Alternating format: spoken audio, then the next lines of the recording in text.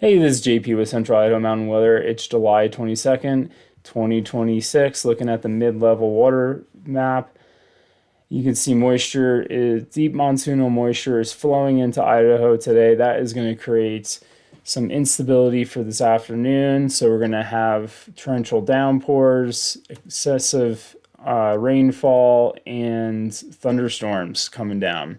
It is going to be cooler. It's going to be in the mid 80s, so a little reprieve from those hot days. We have a flood watch for the Wapiti Burn Scar, where we could see flash flooding and debris flows from that excessive rainfall that's going to happen this afternoon. Looking at the HER models, speed this up to around noon. You can see thunderstorms building in the Smoky Mountains, Galena Pass, moving north into the Sawtooth and White Cloud area. That's going to dramatically increase to the afternoon into the evening hours, and then fade off until the more isolated nature tomorrow afternoon.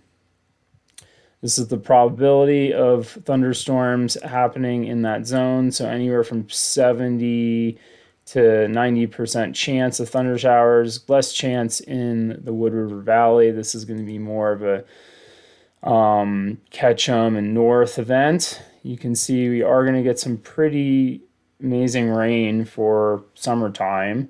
Down in South Valley, not too much on the Ohio fire, which is now 100% contained, but sections like Vienna could see up to ½ inch, and 4th of July could see ½ an inch.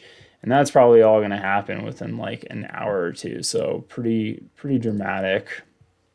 Looking at the precipitable water values, this kind of just gives you an idea of all this deep monsoonal moisture that's getting pushed up into Idaho thanks to this big area of high pressure off to the side here.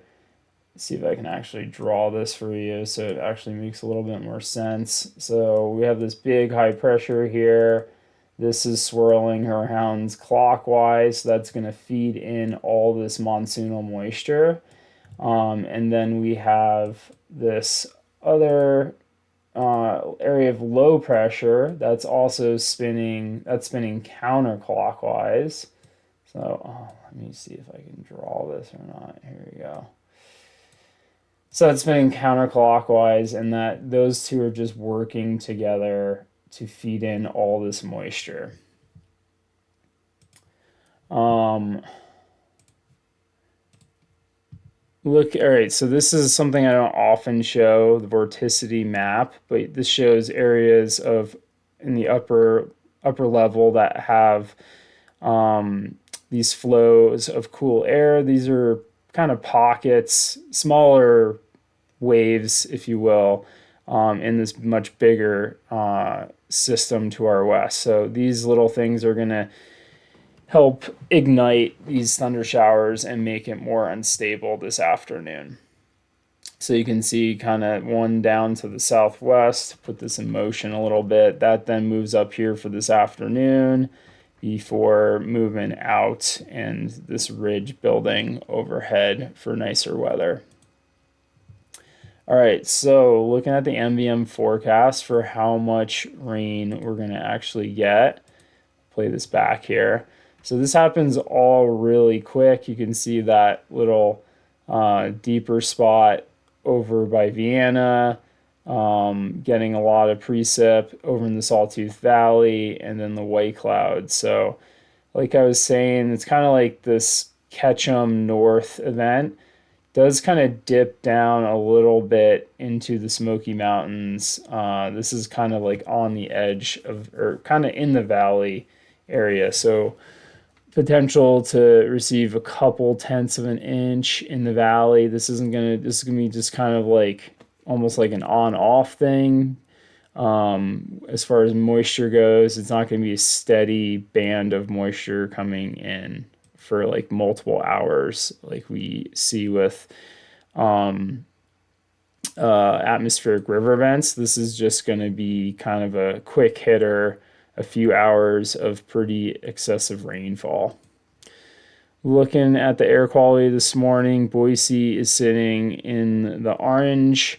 We're kind of in the green, yellow. There is a chance of some more fire smoke moving in this afternoon before getting pushed out with that rain and winds, and then coming back in tomorrow afternoon. So it doesn't look like any extensive smoke that Boise's been seeing, but still potential.